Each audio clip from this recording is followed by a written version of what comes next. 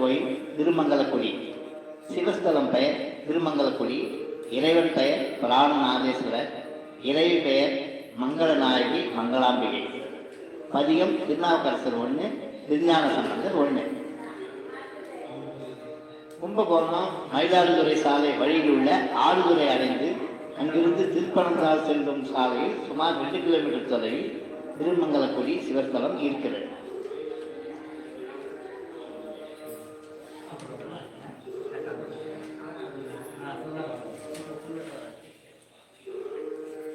பஞ்ச மங்களத்தலம் என்று சிறப்பித்து போற்றப்படுவது திருமங்கலக்குடி திருத்தலம். ஊரின் பெயர் மங்களக்குடி, அம்பாள் பெயர் மங்களாம்பிகை. இக்கோவில் விமானம் மங்கள விமானம். இத்தல விநாயகரின் பெயர் மங்கள விநாயகர். இத்தல தீர்த்தம் மங்கள தீர்த்தம் ஆகிய 5ம் இத்தலத்தில் அமைந்திருப்பதாலேயே இந்த திருப்பெயர் ஏற்பட்டது. கிழக்கு திசை நோக்கியுள்ள 5 நிலைகள் உடன் கூடிய ராஜகோபுரத்துடனும் 2 பிரகாரங்களுடனும் இவ்வாலயம் அமைந்துள்ளது. இத்தலத்தின் தலவிருட்சம் வடமொழியில் கோங்கிலவம் எனப்படும் மரம். முன் மண்டபத்தில் அம்பாள் மங்களநாயகின் சந்நிதி தெற்கு நோக்கி அமைந்துள்ளது. கருவறையில் கோவில் கொண்டிருக்கிற சிவபெருமான் நீண்டு உயர்ந்த பாத வடிவில் சுயம்பு லிங்கமாக அருள்பாலிக்கிறார். சந்திரசேகரர், ஐவாகனர், 4வர், பிரதோஷ நாயகர், உற்சவமூர்த்திகள் உள்ளனர்.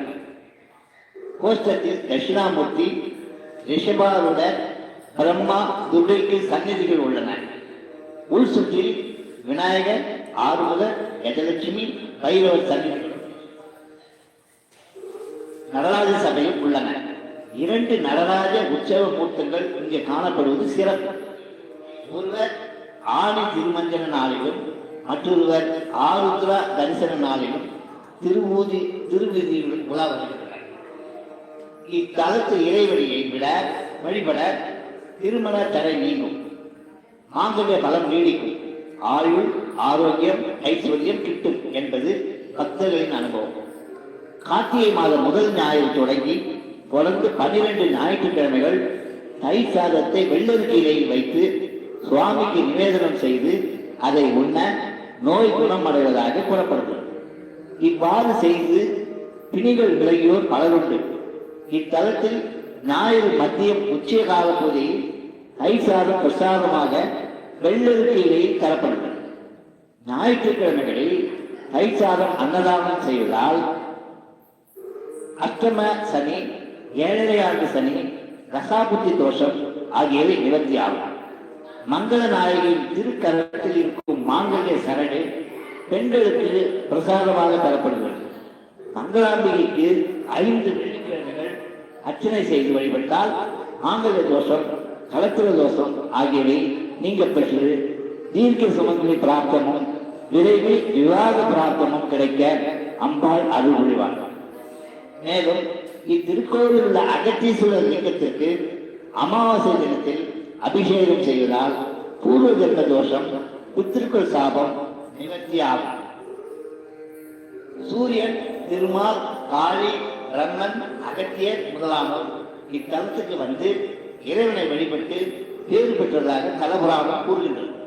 திருநாவுக்கரசர் நான் பாடிய இத்தலத்திற்கான பதிகத்தில் 3வது பாடலில் இதனை குறிப்பிட்டு உள்ளார்.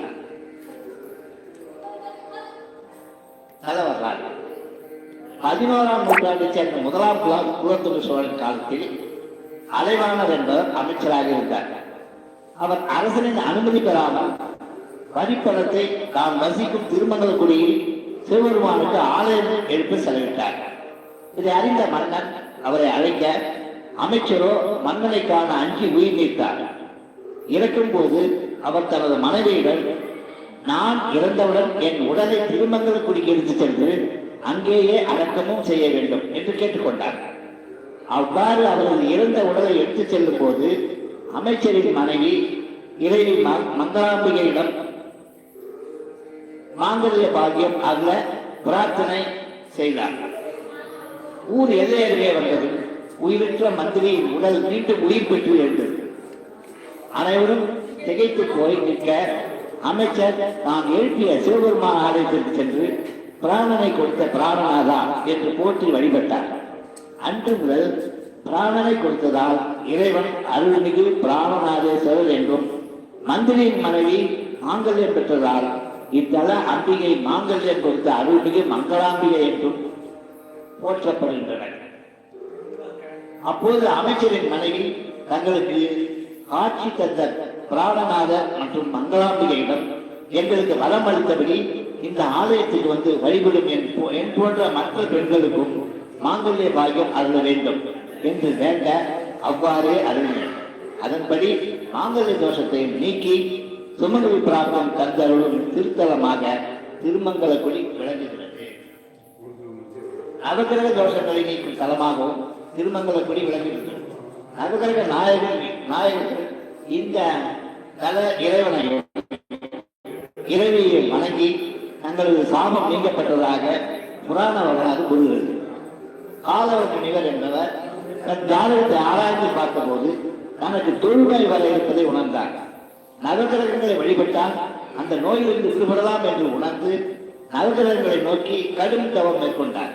முனிவரின் தவத்திற்கு இறங்கி நவகிரகங்கள் அவருக்கு காட்சி தந்தது. முனிவரை தொழுநோய் தாக்காதிருக்க வரமும் அளித்தனர். நவகிரகங்களின் இந்த செயலை அறிந்த பிரம்மா கோபம் கொண்டார். நவகிரகங்களுக்கு வரம் கொடுக்கும் உரிமை கிடையாது என்றும், முற்பிறவி அனைத்து உயிர்களும் செய்த பாவ புண்ணியத்தின் பலனை மட்டுமே அவர்கள் தர வேண்டும் என பணித்திருந்தும் ஆலய முனிவருக்கு தொழிலை காக்காத வரம் அளித்ததால் நவகிரகங்களுக்கு தொழிலை ஏற்பட்டு வருந்தும்படி பிரம்மா தாபமிட்டார். பின்பு நவகிரகங்கள் பிரம்மா கூறியபடி திருமங்கலக்குடி அருகே உள்ள வெள்ளருக்கு காட்டில் இவ்விடம் தற்போது சூரியனார் கோயில் என்று வழங்குகிறது. கார்த்திகை மாதம் முதல் ஞாயிறு முதல் 12 ஞாயிற்றுக்கிழமைகள் அங்குள்ள 9 தீர்த்தத்தில் நீராடி, பின் திங்கள் அன்று காவிரியில் நீராடி பிராணநாதேஸ்வரையும் மங்கள நாயகரையும் வழிபட்டு பிறகு வெள்ளருக்கையை தைசாதம் பூசித்து தங்களின் சாபம் நீங்கி விமோசனம் பெற்றனர்.